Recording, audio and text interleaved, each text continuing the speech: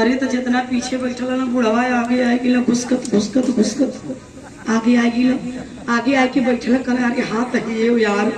अरे मर्दे हाव तो सच्चो नीक है यार। चश्मा लगुलो ना लौकत कतनी उतार के ताका अखियां फाड़ के ताकत हुआ यार। राधिका नर्तकी मंच पर चढ़ल है अपन गावा शुरू कैले गावा शुरू के बिरहा में काई मेहरारू वाली तंज लगल तो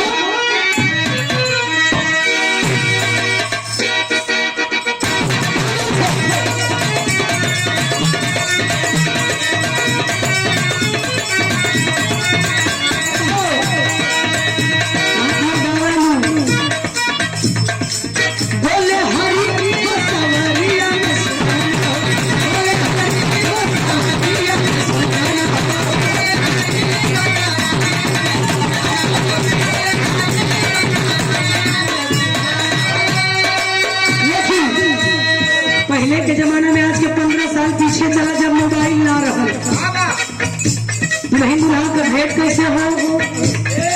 आजकल तो मोबाइल पर वीडियो कॉल विदेश से बतिया लेते लोग एकदम फेस टू फेस। लेकिन पहले जब मोबाइल ना रहे तब बड़ी दुर्दशा रहे। चिट्ठी पत्री जाए कब महीना दो महीना में तो हाल आवा लौट के कोनो दुल्हन अपनी दुल्हा के मेला में डेट देने से भेंट करे तो लेट हो गई।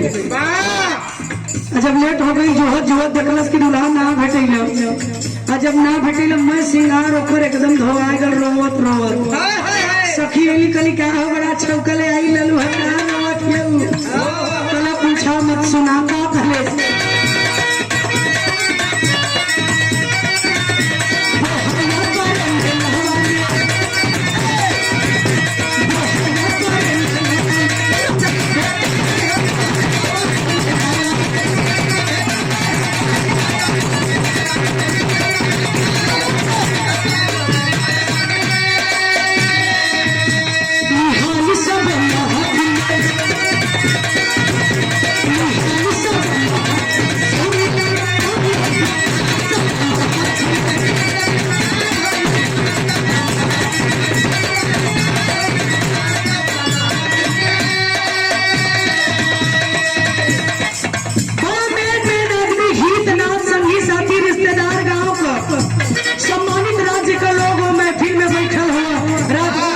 का नाच गाना देखे बदे।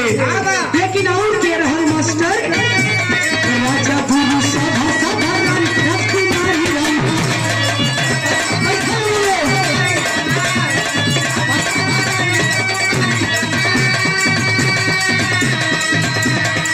सब हिला गाना मन लागल हीरा भाई विशाल जल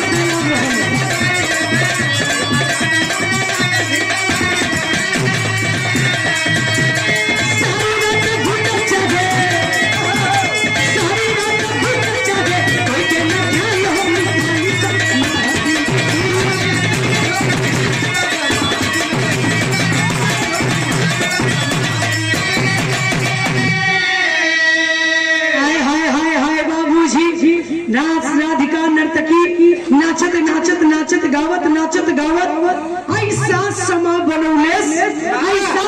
बनौलेस कि कोई के पता न चलल कि कब रतिया भोर में बदल गई।